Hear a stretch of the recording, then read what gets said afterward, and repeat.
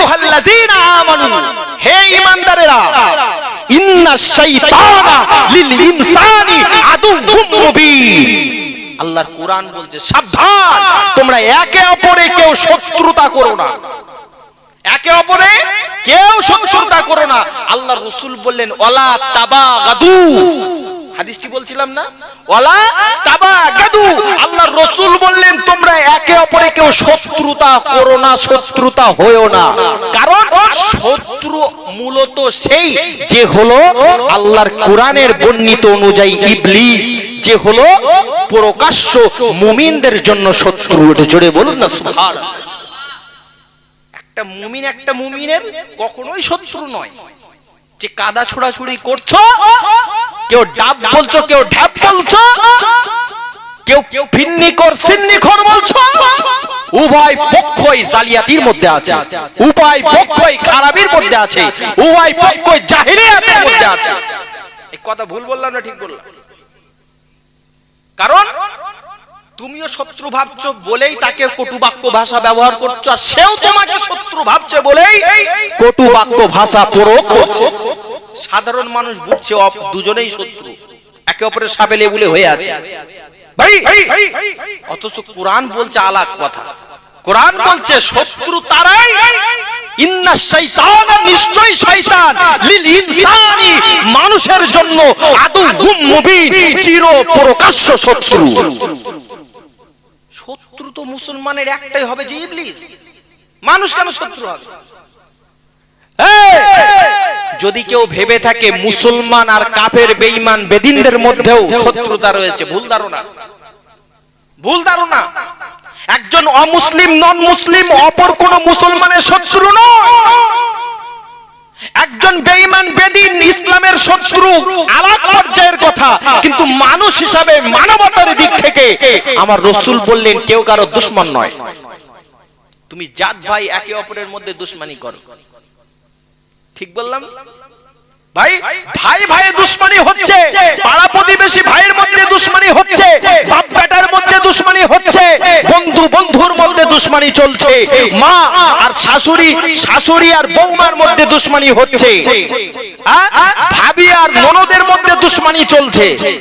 চলছে কি চলছে না? কিন্তু আল্লাহর রাসূল বললেন ওয়ালা তাবাগাদু, হে মুসলমানেরা, হে ঈমানদারেরা, তোমরা একে অপরের শত্রুতা হয়ো না। মানুষ মানুষের মধ্যে শত্রুতা পোষণ করা কি হারাম। ইত্তাকুল মুহারিমা, ওয়াজ ভুলে যাবেন না, ওয়াজ ভুলবেন না।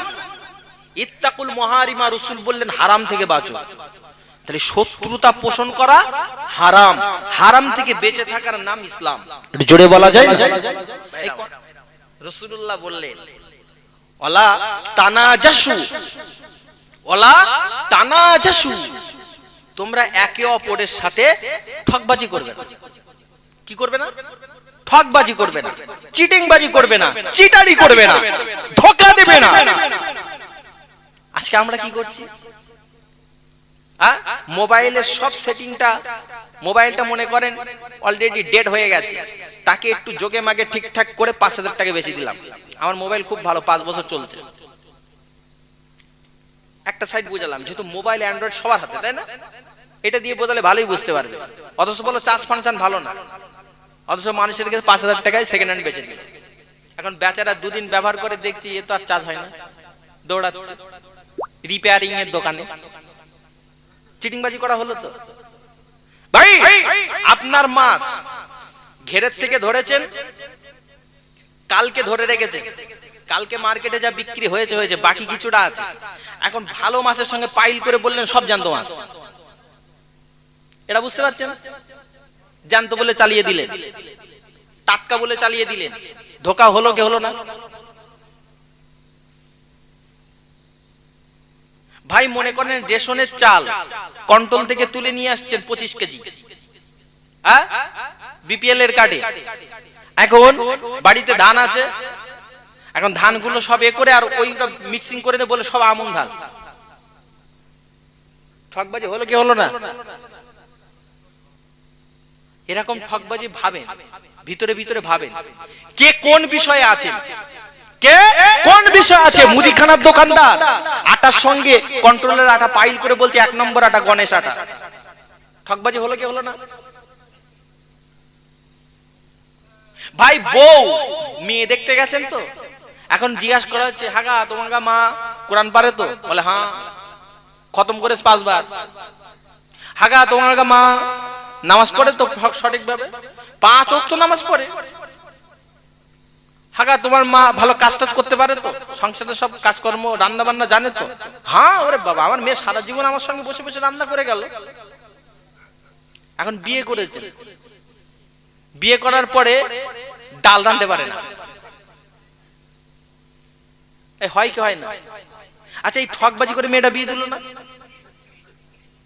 এখন কোরআন পড়ার কথা বলছে, এমন সুরে কোরআন ধরেছে, এখন পাশের বাড়ির লোকেরা বলছে, হারা আমার কি মত হয়ে যাবে নাকি? এ যা সুর আর এ যা পড়া, এ তো মানে নতুন করে শিখতে হবে আমাদের ওর কাছে। কথা বুঝতে পারেন? নামাজ পড়া ঢুক ঢাপ পড়ছে, বলছে হাগা সূরা ফাতিহাটা বলো দিন তো, পড়েছে 10 জায়গায় ভুল। কি কিরাম নামাজ? আচ্ছা, মেয়েটা ঠকবাজি করে বিয়ে দিল না? এটাও তো ঠকবাজি। হাগা তোমার ছেলে কি করে? না, আমার ছেলে চাকরিজীবী। এখন চাকরিজীবী বলে বিয়ে দিয়েছে, মাসে 30,000 40,000 ইনকাম দেখিয়ে, পরে দেখা যায় চাকরি করে তবে জুতোর দোকান, মাসে 4,000 টাকা মাইনে পায়। ঠকবাজি করে বিয়ে দেওয়া হলো না? কারুর ছাড় নাই। ওয়ালা তানাজাসু, আল্লাহর নবী বলেন, হে মুসলমানেরা, হে ঈমানদারেরা, হে মুমিন মুত্তাকিরা, তোমরা শোনো, ওয়ালা তানাজাসু, কখনোই ঠকবাজি করবে না। একে অপরের ঠকবাজি করা হারাম, এই হারাম থেকে বাঁচতে হবে। ওয়ালা তাহসাদু, ওয়ালা তাহসাদু, আল্লাহ রাসূল বললেন তোমরা একে অপরের হিংসা করো না। ভাই না, ভুল আমায় বুঝবেন না, দুঃখ মনে নেবেন না, ভুল আমায় বুঝবেন না, রাগ করবেন না, খুব ঠান্ডা বেড়ে নে শুনুন, খুব ঠান্ডা বেড়ে নে বুঝুন। বিশ্ব নবী জানিয়ে দিলেন ওয়ালা তাহসাদু। এই দুনিয়ার মানুষেরা শুনে রেখে দাও, জেনে রেখে দাও, বিশ্ব নবী বর্ণনা দিচ্ছেন, এই দুনিয়ার মানুষেরা শুনে রেখে দাও, জেনে রেখে দাও, আমি রাসূলুল্লাহ জানিয়ে দিলাম, আমি হাবিবুল্লাহ জানিয়ে দিলাম, ওয়ালা তাহসাদু, তোমরা একে অপরের হিংসা করবে না। বিশ্ব নবী জানিয়ে দিলেন তোমরা একে অপরের হিংসা করবে না, একে অপরের বিদ্বেষ করবে না। আজকাল সমাজের মধ্যে দেখা যায় এমনও মুসলমান রয়েছে যার অনেক পয়সা ইনকাম, সাধারণ গরিব মানুষকে দেখে হিংসা করে। অনেক রয়েছে গরিব মানুষ, সাধারণ বড় একজন পাবন্দি নামাজিওয়ালা, তার ঘর বাড়ি বিল্ডিং বালাখানা অর্থ সম্পদ দেখে হিংসা করে। ভাই ভাইয়ের মধ্যে হিংসা করে, ভাই ভাইয়ের মধ্যে হিংসা করে। তার একটা 4 চাকা গাড়ি রয়েছে, ব্যবসা রয়েছে, বাণিজ্য রয়েছে, আমার কেন হলো না, আমার কেন হলো না। ওর সব জিনিসটা কি করে দখল নেওয়া যায়, তার সম্পদ কি করে লুটপাট করা যায়। হিংসা আছে কি নাই? হিংসা কত রকম উদাহরণ দেব, আমাদের মধ্যে হিংসায় ভরে গেছে। ওর জলসা 10টা বেশি, আমার জলসা একটা, কি করে ওর জলসা কাটা যায়? নাম তো বদনাম করতে হবে, আছে না?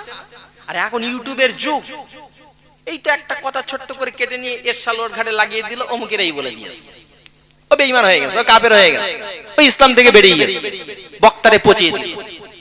অথচ ভালো কথা বলতো, আছে না এমন বক্তা? বসিরহাটের আল্লামা রুহুল আমিন রাহমাতুল্লাহ আলাইহি, যার নামে এত নিন্দমন্দ করা হয়েছিল হিংসার কারণে না? খবর রাখেন তো? বসিরহাট হুজুরের রওজা শরীফ দেখা মানে বসিরহাটের কালী মন্দির দেখান সমান, শুনেছিলেন?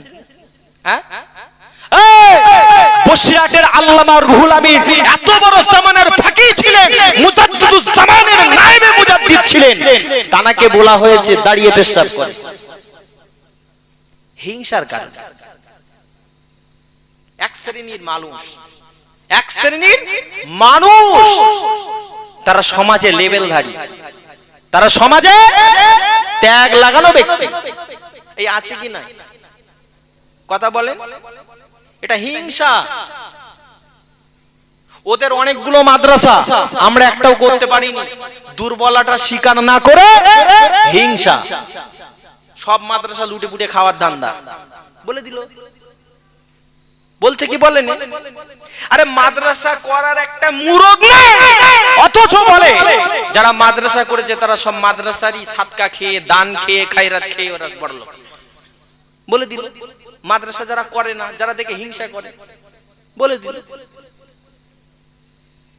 ভাই এ পাড়ারা ঝাঁক জমজ করে জলসা করেছে, পাশের পাড়ার লোকেরা তারা মনে করেন দুটো বক্তা নিয়ে আসবে, আপনারা চারটে নিয়ে আসছেন। ওদের হিংসা। কি হিংসা? পরের বছর আমরা সারা রাত জলসা করব, সারা রাত জলসা করব। ওরা 50,000 খরচা করেছে, আমরা 1.5 লাখ খরচ করাবো। তাহলে নফস অন্তর কোথায় রইলো? শুদ্ধ হলো? নিরোগ অন্তর হলো কি? হিংসা। কত হিংসার কথা বলবো। হুজুরের ভালো মন্দ খাওয়া, হুজুরের 4 চাকা চেপে ঘুরে বেড়ানো, হিংসা আছে না নাই? আপনি ভালো খান, ভালো পড়েন, ভালো নামাজ পড়েন, মানুষের কাছে আপনার সুনাম আছে, আপনার নামে বদনাম করছে এক শ্রেণীর মানুষ, হিংসা। আল্লাহ রাসূল বললেন, ওয়ালা তাহসাদু, তোমরা একে অপরে কখনোই হিংসা বিদ্বেষ করো না। এই হিংসা করা হারাম। ইত্তাকুল মুহারিমা, ওই সাবজেক্টে আবার চলে যান, হারাম থেকে বাঁচো। তবে কি হবে? শ্রেষ্ঠ ইবাদতকারী হিসেবে গণ্য হবে। ভাই আমার ভুলামাই বুঝবেন না, এখান থেকে 1000 বছর আগে মাদিনার মেম্বার থেকে বিশ্ব নবী মুহাম্মদুর রাসূলুল্লাহ সাল্লাল্লাহু আলাইহি ওয়াসাল্লাম সোনার জবানে বর্ণনা করেন, ও দুনিয়ার মানুষেরা শুনে রেখে দাও, জেনে রেখে দাও, ওয়ালা তাহসাদু, তোমরা একে অপরের হিংসা করো না, ওয়ালা তানাজাসু, তোমরা একে অপরের ঠকবাজি করো না, ওয়ালা তাবাগাদু, তোমরা একে অপরের মধ্যে শত্রুতা বিদ্বেষ করো না, ওয়ালা তাদাবারু। বিশ্ব নবী জানিয়ে দিলেন, দুনিয়ার মানুষরা শুনে রেখে দাও, জেনে রেখে দাও, আমি রাসূলুল্লাহ জানিয়ে দিলাম, তোমরা যদি এক আল্লাহর মেনে নিয়ে থাকো, তোমরা যদি আল্লাহ বিশ্বাসী হও, তোমরা যদি রাসূল বিশ্বাসী হও, তোমরা যদি কবর বিশ্বাসী হও, তোমরা যদি হাসর বিশ্বাসী হও, তোমরা যদি কিয়ামত বিশ্বাসী হও, তোমরা যদি ফুলসিরাত বিশ্বাসী হও, তোমরা যদি আল্লাহর জান্নাত জাহান্নাম বিশ্বাসী হও, আল্লাহর জান্নাত জাহান্নাম বিশ্বাসী হওয়া মানে ঈমানদার। তোমরা যদি ঈমানদার হও, এই দুনিয়ার মানুষেরা শুনে রেখে দাও, জেনে রেখে দাও, ওয়ালা তাদাবারু, তোমরা কেউ একে অপরের পিছনে লাগালাগি এটা করবে না। বিশ্বনবী জানিয়ে দিলেন, তোমরা একে অপরের পিছনে লাগবে না, ওয়ালা তাদাবারু। ব্যাখ্যায় আছে একে অপরের পিছনে লাগা, রাসূলুল্লাহ নিষেধ করলেন। আমরা করি না? হ্যাঁ, একটু কম বুদ্ধিমান মানুষ আমরা পিছনে তার লাগি না, নাড়ি না বিভিন্ন রকম কথা দিয়ে। একটা মানুষ খ্যাপা নাম আছে, মনে করেন ছল্টু, ছল্টু ছল্টু বলে ডাকা হয়, অথচ তার নাম ভালো আলামী। হ্যাঁ, তাকে ওইটা বলে রাগানো হয়, পিছনে লাগা হয় না? হ্যাঁ, একটা মানুষ একটু কম বুদ্ধিমান, কম বোঝে, হ্যাঁ কম বোঝে, খেতে বললে বসে পড়ে, খেতে বললেই বসে পড়ে। এখন তাকে বলা হচ্ছে, ঝন্টু তোর ভাত আইস, সঙ্গে সঙ্গে সে বসে বললো, জানে আমার ভাত দেবে। ওইটা দিকে সবাই হাসি ঠাট্টা করছে। তার মানে কি করা হলো? পিছনে লাগা হলো। ভাইরা আমার, এইরকম বহু বিষয় রয়েছে পিছনে লাগা। তুমি ভালো কাজ করেছো, মানুষ তোমার পিছনে লাগবে। তুমি ভালো কাজ করলে তোমার পিছনে লাগবে। যে সমস্ত মানুষ যদি পিছনে লাগে, তারা যদি ঈমানদার হয়, নামধারী লেভেলধারী যদি ঈমানদারও হয়, বিশ্বনবী জানিয়ে দিলেন, এই হারাম থেকে বাঁচবা না বাঁচার কারণে, এই হারাম পরহেজ করার না করার কারণে সেই ইসলাম থেকে বাহির হয়ে যাবে, সেই ইসলাম থেকে দাখিল হতে পারবে না, ইসলাম থেকে বাহির হয়ে যাবে। আল্লাহ রাসূল বললেন, কারণ হারাম, হারামটাকে আপন করে রাখার নাম তো ইসলাম নয়, হারাম থেকে বাঁচার নাম ইসলাম। অতএব ওয়ালা তাদাবারু, তোমরা একে অপরের পিছনে লেগো না। এটা দিয়ে বুঝতে হবে মানুষের পিছনে লাগা হারাম।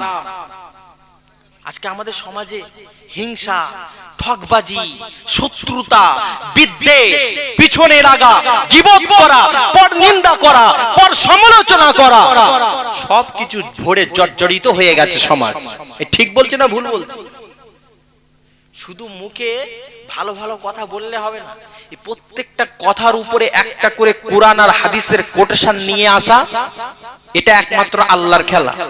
আর ইলমের অশেষ কুদরতি মহিমা বলতে পারে, তাই না বাপ? সকলেই তো বলে হিংসা করো না, ঠকবাজি করো না, চিটিংবাজি করো না, কিন্তু পিছনে একটা করে হাদিস টেনে নিয়ে কথা বলা, এটা কিন্তু অনেকটা টাফ। এই টাফ না? এরকম ছোট্ট ছোট্ট পয়েন্টের উপরে কথা কোন সময় শুনেছেন? খুব কম শুনেছেন। কারণ ওয়াজ নসিহতের মাহফিল গুলো হয়ে গেছে এখন রঙ্গ তামাশার মাহফিল।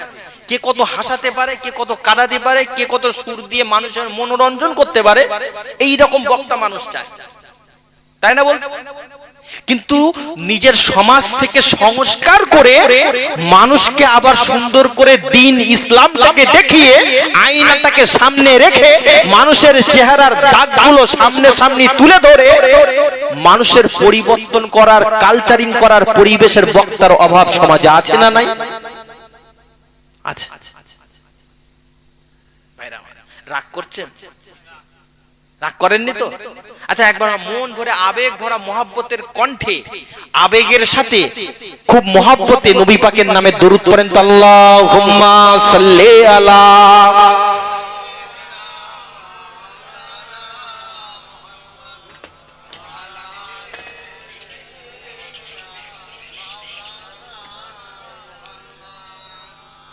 बेखुदे के देते हैं, बेखुदे के देते हैं अंदाज यही जाबाना, आदिल में तुझे रख लो, आदिल में तुझे रख लो, ऐ जल ओए जाबाना बेखुदी के देते हैं। दुनिया में मुझे तूने जब अपना बनाया है, दुनिया में मुझे तूने जब अपना बनाया है, महशर में भी कह देना, कह देना, महशर में भी कह देना, ये है मेरा दीवाना, महशर में भी कह देना। अल्लाहुम्मा सल्ली अला।